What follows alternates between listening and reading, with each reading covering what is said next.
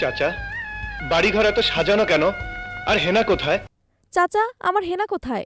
এই সংলাপখ্যাত অভিনেতা বাপ্পারাজ। একটা সময় বিরহের সিনেমা মানেই বাপ্পারাজ। বরাবরই তাকে দেখা যেত বিরহের সিনেমায়, আর দর্শকরাও তাকে সেভাবে গ্রহণ করত। বরাবরই তিনি ব্যর্থ চরিত্রে অভিনয় করার জন্য অনেকেই তাকে ব্যর্থ প্রেমের নায়ক বলেও থাকে।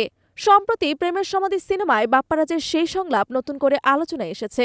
এখনকার যুগেও তরুণ ও নেটিজেনদের খুবই পছন্দের তিনি।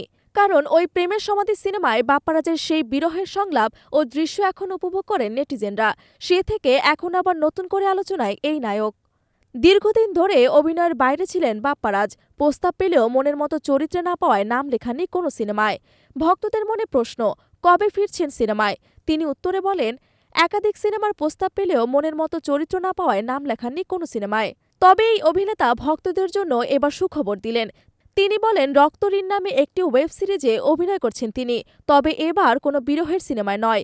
এই ওয়েব সিরিজ দিয়ে বেরিয়ে আসছেন নতুন এক বাপ্পারাজ, ফিরছেন অস্ত্র হাতে।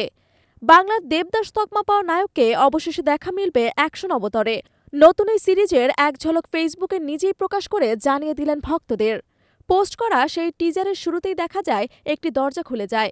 ভেতর থেকে ভেসে আসে প্রেমের সমাধি সিনেমার গানটি। পাশে একটি চায়ের কাপ থেকে ধোঁয়া উঠছে, পাশে রাখা একটি পিস্তল।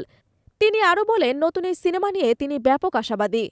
সায়েম জুব্বার নামে কেউ একজন একটি টিজার লাইট ধরে আছেন সামনের বোর্ডে। সেখানে পত্রিকার খবরগুলো সাঁটানো। পরে শোনা যায় সেই পুলিশ কর্মকর্তার কণ্ঠ, এই হাফিজ বন্ধ করো, অনেক তো বিরহ হলো, এবার একটু অ্যাকশন হয়ে যাক। চমক দিয়েই সেই জুব্বার চরিত্রে সামনে আসেন বাপ্পারাজ। ভক্তদের মনে প্রশ্ন, কবে দেখতে পাবো এই সিনেমা? তিনি উত্তরে বলেন, সিনেমাটির কাজ এখনও চলমান, খুব শীঘ্রই কাজ শেষ হয়ে যাবে। তবে কি বাপ্পারাজ সত্যি নতুন রূপে আসছে? সময়ই তা বলে দেবে।